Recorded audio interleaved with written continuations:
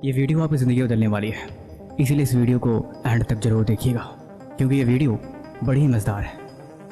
कहते हैं जिस इंसान का मन उसके बस में नहीं, उसको बर्बाद होते देर नहीं लगती।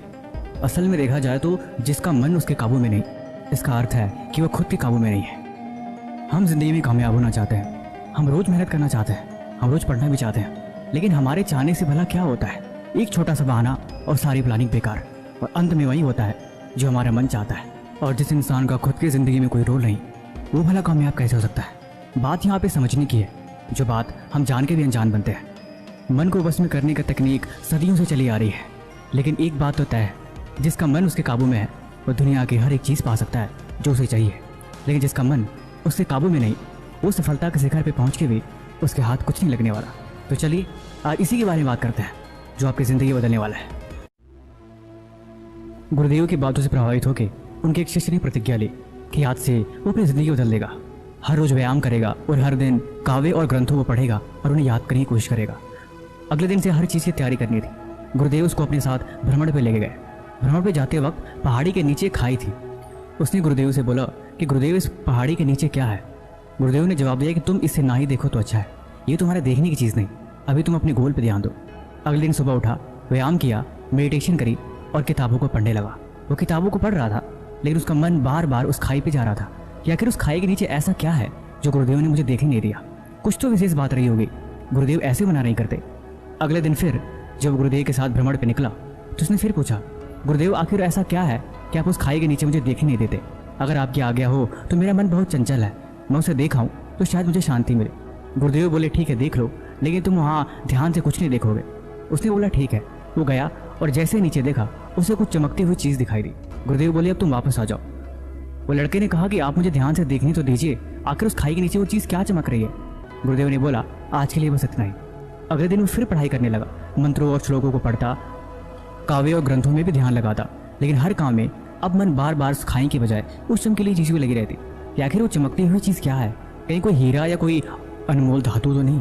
कुछ तो बात है जो चीज़ चमक रही थी। उसे रात भर नींद नहीं आई कि आखिर उस खाई में ऐसा क्या है। अगले दिन फिर वो गुरुदेव के साथ भ्रमण पर निकला और इस बार उसने देख ही लिया। गुरुदेव बोले कि आओ तुम्हारी मन की शंका में दूर कर देता हूँ, आज हम पहाड़ी के नीचे वाले रास्ते से जाएंगे, जिस रास्ते में वो खाई साफ साफ दिखाई देती है। लड़का बड़ा खुश हुआ और जल्दी जल्दी चलने लगा ताकि वो सब कुछ देख सके आखिर उस खाई के नीचे है क्या। जब पास गया तो देखा कि वो कुछ नहीं है, पत्थर पे बर्फ जमी थी और उस बर्फ पे सूरज की किरणें पड़ने से वो चमक रही थी। उसके मन की शंका दूर हो गई। तब तक उसे पहाड़ी के नीचे एक गुफा दिखाई दी। गुरुदेव ने बताया कि दरअसल ये गुफा सदियों पुरानी है और इस गुफा के अंदर तक आज तक कोई नहीं पहुंच पाया है। वो लड़का फिर से अपने आश्रम में चला गया। अब उसकी हर शंका दूर होने के बाद भी अब मन बार बार उस गुफा पे लगा रहा कि आखिर उस गुफा में क्या हो सकता है। क्या पता कोई रहस्य हो, कोई ऐसी चीज़ हो जो गुरुदेव मुझे बता नहीं चाहते हो। क्या कोई ऐसा राज जिसको मैं अगर जान लूँ तो गुरुदेव खुश हो जाए। अगले दिन फिर उठा और ध्यान करके फिर से किताबों को पढ़ने लगा। अब तो मन उसका बार बार उस गुफा पे लगा रहा कि गुफा में क्या हो सकती है, कौन सी ऐसी रहस्यमयी चीज़ है, कि कोई दूसरी दुनिया है या फिर कोई ऐसा चीज़ जो मेरी कल्पना से परे है। कुछ बात तो है। उसने सोचा गुरुदेव तो मुझे इस गुफा में जाने देंगे नहीं, मुझे चोरी से इस गुफा में जाना पड़ेगा। अगले दिन बिना बताए शाम के वक्त वो उस रास्ते पे चल पड़ा।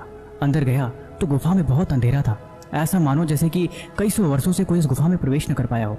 आगे चलता गया लेकिन अंधेरे में उसे कुछ दिखाई नहीं दिया। उसका पैर फिसला और जाके गड्ढे में गिर गया। दरअसल कोई गड्ढा नहीं, एक तरह का दलदल था जो थोड़ी देर में उसे निकलने वाला था। डर के मारे उसकी चीखें निकल गई। वो जोर से चिल्लाया गुरुदेव मुझे बचाइए, लेकिन उस गुफा से किसी भी तरह का आवाज़ का बाहर जा पाना बहुत मुश्किल था। अब वो डर के मारे जोर जोर से चिल्लाने लगा और रोने लगा, गुरुदेव बचाइए, कोई तो मुझे बचाओ।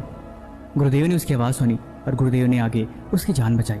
बेचारा बहुत ही थका हुआ और डरा हुआ था। उसने बोला गुरुदेव आज के बाद मैं आपके साथ सुबह के भ्रमण के लिए नहीं निकलूंगा, मुझे क्षमा करें। गुरुदेव ने उसे अपने पास में बुलाया और उसे सारी बातें समझाने लगे। तुमने प्रतिज्ञा ली थी कि तुम कुछ नया सीखोगे, हर दिन व्यायाम, ध्यान, उपनिषदों का ज्ञान और सारी चीज़ें सीखोगे, लेकिन उसके बाद भी तुमने प्रतिज्ञा तोड़ी। मैं तुम्हें आज यहाँ से निकाल देता हूँ, तुम यहाँ से चले जाओ, तुम्हारी यहाँ पे कोई आवश्यकता नहीं। वो गुरुदेव से माफ़ी मांग लगा कि मुझे क्षमा करिए, मेरे से बहुत बड़ी गलती हो गई, आज के बाद मैं ऐसा कभी नहीं करूँगा।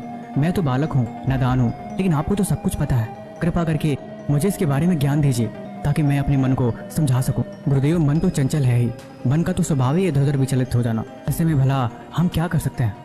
तब गुरुदेव ने बोला मन का स्वभाव भले ही चंचल है, लेकिन जिसने कोई प्रतिज्ञा ली हो, जिसके पास एक दृढ़ संकल्प हो, और जिसके रास्ते में उसका लक्ष्य क्लियर हो, उसके पास भला कहाँ फुर्सत है मन को इधर उधर भटकाने का। मन ऐसे ही तुम्हें झांसे देता है। पहले उस खाई ने तुम्हारा ध्यान आकर्षित किया, उसके बाद उस चमकीली चीज़ ने, उसके बाद तुम गुफा के लिए आकर्षित हो गए और अंत में मन ने तुम्हें आखिर फंसा ही दिया। अगर समय समय वहाँ नहीं पहुँचता तो तुम्हारी मौत हो जाती। मन ऐसे ही बहकाता है और अंत में इंसान ऐसे ही पछताता है। इसलिए जिसका मन उससे काबू में नहीं, वो हमेशा मन के जाल में फंस जाता है और आखिर में उसे रोना पड़ता है। उस लड़के ने पूछा, क्या ध्यान और योग करने से मन शांत हो जाता है? गुरुदेव ने बोला, शांत होता होगा, लेकिन मन हमेशा प्यास से शांत होता है। ये मन तुम्हारे रथ के घोड़े हैं और तुम उस रथ के सारथी हो। जैसे गाड़ी चलाने वाला अगर काबू में नहीं तो उसे गाड़ी कहीं भी दुर्घटनाग्रस्त हो सकती है, वैसे ही अगर इंसान का मन काबू में नहीं तो हर बार मुसीबत में ही फंसता है।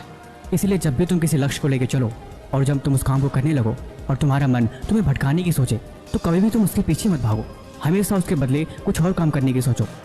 देखो, तुम शुरुआत में मन को नहीं रोक सकते। मन बहुत जिद्दी है और मन बहुत चंचल है। इसलिए मन की चंचलता को समझने के लिए हमेशा उसे कोई दूसरा काम देना जरूरी होता है। जब तक तुम मन को लालच नहीं दोगे तब तक वो कभी तुम्हारा काम नहीं करेगा, क्योंकि मन एक छोटे से जिद्दी बच्चे की तरह है, जिसको तुम उसकी मनचाही चीज़ न दो तो अक्सर रोने लगेगा और अंत में तुम्हें वो काम करना ही पड़ेगा। ऐसा हर बार होगा। इसीलिए मन को तुम उसी तरह समझाओ। अगर तुम मन को समझा नहीं सकते तो मन हमेशा तुम्हें गलत रास्ते पर लेके जाता ही रहेगा। इसीलिए जिस काम में मन लालच दे रहा है, तुम उसके बदले कोई और जगह काम उसे करवा सकते हो। हर दिन अभ्यास करो, हर दिन मन को काबू में करने की कोशिश करो। थोड़ा थोड़ा हर दिन अभ्यास से तुम अपने आप मन को शांत कर पाओगे। जब तुम कोई मुश्किल काम करते हो, जब तुम्हें कोई चीज़ याद करनी होती है, जब तुम किताबों को पढ़ते हो और जब तुम मन से मुश्किल काम करवाते हो, तब मन अक्सर तुमसे पीछे छुड़ाना चाहता है, जिसकी वजह से तुम कभी भी ध्यान नहीं लगा सकते और ना ही उस चीज़ को तुम पढ़ सकते हो और ना ही तुम उस चीज़ को समझ सकते हो और ना ही उस काम को कर सकते हो। इसीलिए हर दिन अभ्यास के साथ योगा, ध्यान, नई पुस्तकें को पढ़ना और शांत माहौल में रहना सीखो। यही परिवर्तन धीरे धीरे तुम्हारी ज़िंदगी बदल देगा। बाकी ये वीडियो आपको कैसे लगी हमें कमेंट बॉक्स में जरूर बताएं और इस तरह की और वीडियो देखने के लिए इस चैनल को सब्सक्राइब कर लें। तब तक मिलते हैं हम आपसे एक और नई कहानी के साथ अगले दिन। धन्यवाद।